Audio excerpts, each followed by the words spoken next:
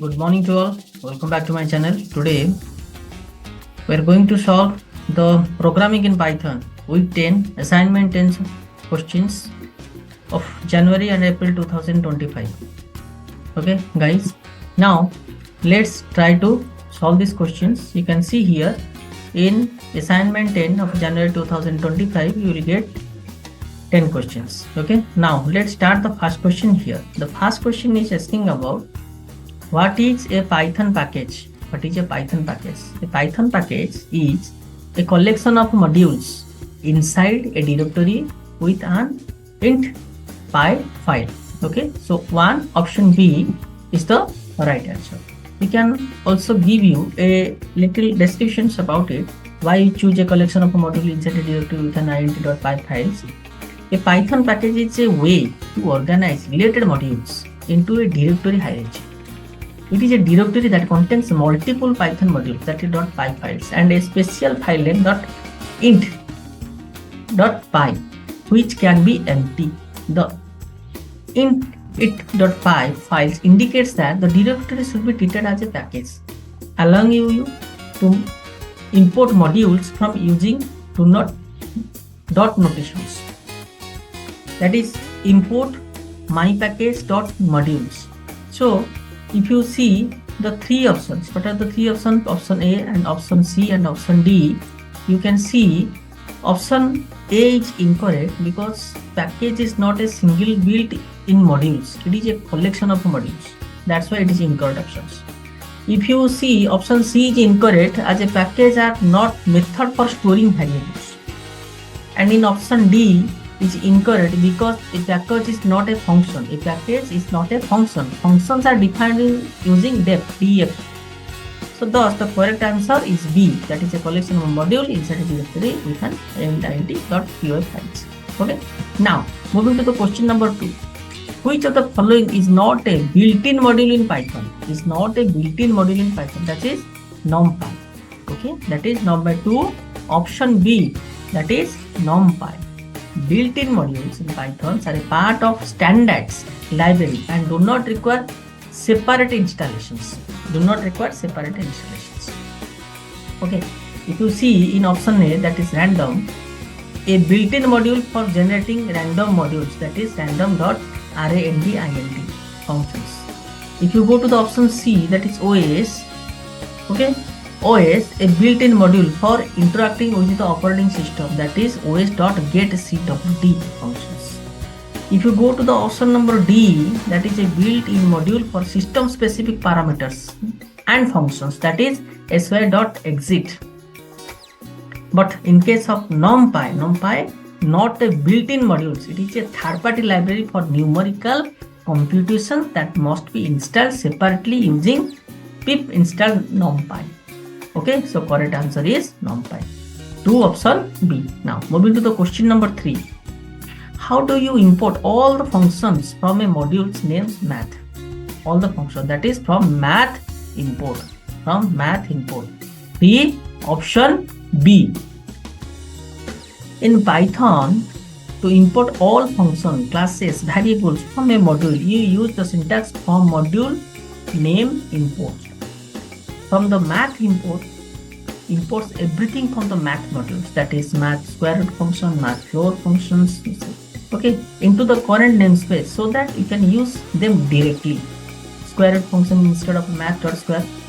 So if you see in option A, is incorrect because import all from math is not a valid syntax. If you see option number C, this one, option number C is incorrect because import math star is not a valid syntax. Option D is also incorrect because from math import all would only work if all were a specific object in math modules, which is not. So why from math import function is the correct syntax for generating, not recommended in production code because it can be lead to the namespace collisions. That is overwriting the existing name. Thus the correct answer we choose from the answer, that is B options from math import. Okay, now moving to the question number 4. What does the sys.exit functions do? That is terminates the Python interpreter. 4 option A. Terminate the Python interpreters. The sys.exit function, a part of systems module, is used to terminate the Python interpreter and exit from the program. It raises system exit expressions which is uncaught, causes the programmer to stop.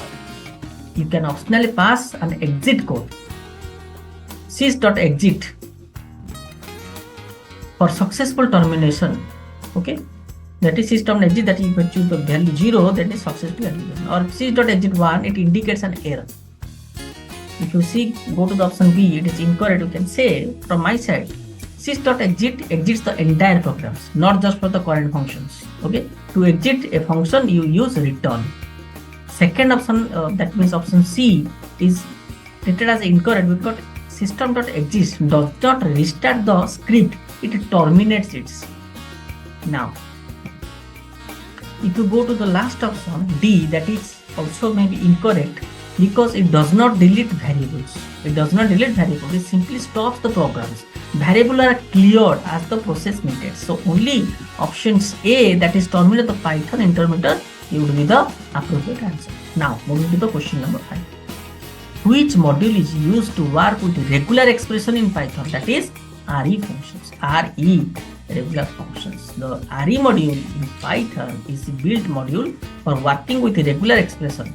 It provides functions like re.math, re.search, re.solve to function to perform pattern matching and string manipulation using regular expressions. So B, that is REGEX, is not a built-in module. It's not a built-in module, though there is a third-party regex library such as alternative to RE. If you go to the option number C, that is REG, is not a valid Python module. If you go to the option D, that is not a module. In option D, pattern is not a module. It tries to refer to the concept with the regular expressions, but it is not a module name. So the only correct option is RE, that is which is option A. Now moving to the question number 6. Question number 6. What will be the output of the following code? Import.math, print math, floor functions. That is, you can get 6 option A. That is, it would be 5. It would be 5. Now let's explain how it will be 5. The math.floor function from the math modules returns the largest integer less than the equal to the given number. That is down. For 5 and 8, the largest integer less than or equal to 5.8. 5.8 is 5. Math.floor 5.8 tends to 5. So B is incorrect. B mentioned. What is B mentioned? That is 6. B 6. So B is 6 means it is incorrect. Math.floor function rounds down, not up. The rounding up, you use math.cell, that is 5.8, which returns 6. Okay. So if you go to the option number C, 5.8 incorrect, as math.floor returns an integer, not a float function. Return an integer, not a float function. That's why this is incorrect. Option D is also incorrect because it mentions 6.0. 6.0 is incorrect because it rounds down to 5, not up to 6. As the result, as integer 5, not a float, that is 6.0. So the correct answer would be 5, which is in option A. Now moving to the question number 7. How do you rename a module while importing it? The formula to rename, or the method to rename a module while importing is import module as a new name. 7 option A. 7 option A. Import module as a new name. In Python, if you rename a module while importing it using the as keyword, the syntax is import module name as a new name. For example, you can see Python import numpy as np. This import the numpy module but allow you to refer to its np is your code, that is np.array instead of numpy.array. If you go to the option B, it is meant, you can see it is incorrect because rename is not a valid Python keyword. Rename, if you go to the option B, rename, here mentioned rename is not a valid Python keyword. If you go to the option C, import new name equal to module is not a valid syntax. If you go to the option D, you can say it is an incorrect statement as module import new name is not the correct order or syntax. So only the correct order syntax is import module as new name. Option A. 7 option A. Now moving to the question number 8. What does the util module provide? Okay, so it provides the high level file operation like copying and moving files. 8 option B. 8 option B. High level file operation like copying and moving files. SWAYAM, SWAYAM module in Python provides high level operations such as copy, means to copy something, move, that means from one place to another, moving and deleting files and directories. It builds on top lower level modules like OS to offer convenient functions like stutil.copy, stutil.move, stutil.rm3 functions. If you see, A is incorrect because the string manipulation is handled by the str classes or module like RE, not SWAYAM. Okay. Next, C you can see as incorrect because advanced mathematical functions are provided by the math or NumPy modules. If you go to the option D, you can see there is a incorrect because web scraping utilities are provided by the modules like request or beautiful soap, not SWAYAM. Okay, so you can choose the correct option, that is high level file operation like copying and moving files. 8 option B. Now moving to the question number 9. Which method is used to get the current working directory in Python? Current working directory in Python, that is os.getcwd. Okay, 9 option A. 9 option A, os.getcwd. The OS modules in Python provide the os.getcwd